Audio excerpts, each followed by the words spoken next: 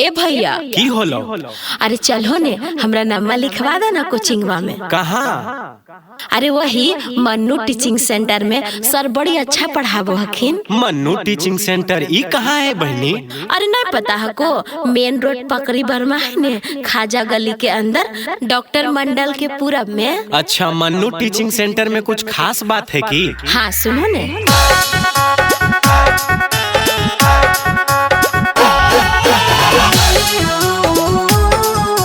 Music by DJ Sarfaraz.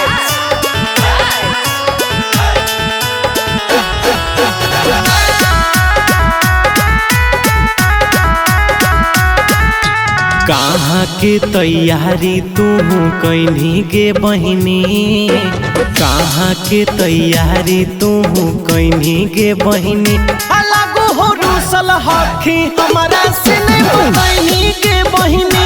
अलगो हो रूसल हखी हमारा से नहीं बहिनी गे बहिनी।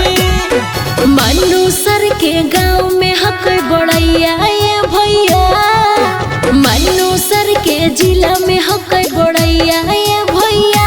चलो ना नाम लिखवा दा करबै हम पढ़ैया ये भैया। चलो ना नाम लिखवा दा करबै ओजे पढ़ैया ये भैया। चलो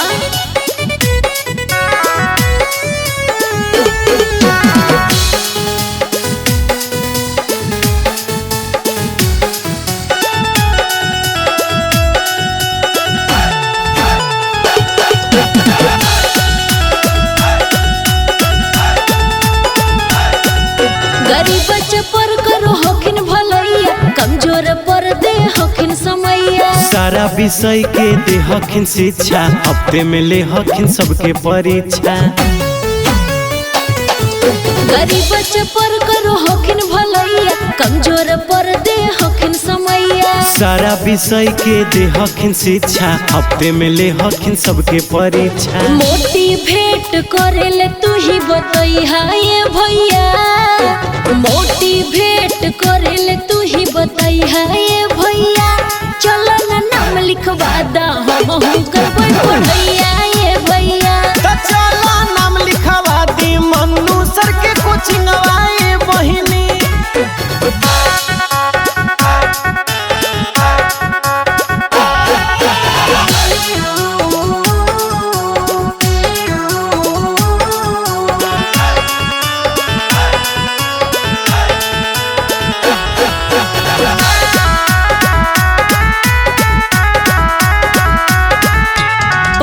बनबो कोनो अधिकारी, लग जी तो भैया नौकरिया सरकारी। पकड़ी बर्मा के करिया नाम रोशन गे, याद रखी यहाँ कॉन्सेप्ट देथुन ई जोन गे। अच्छा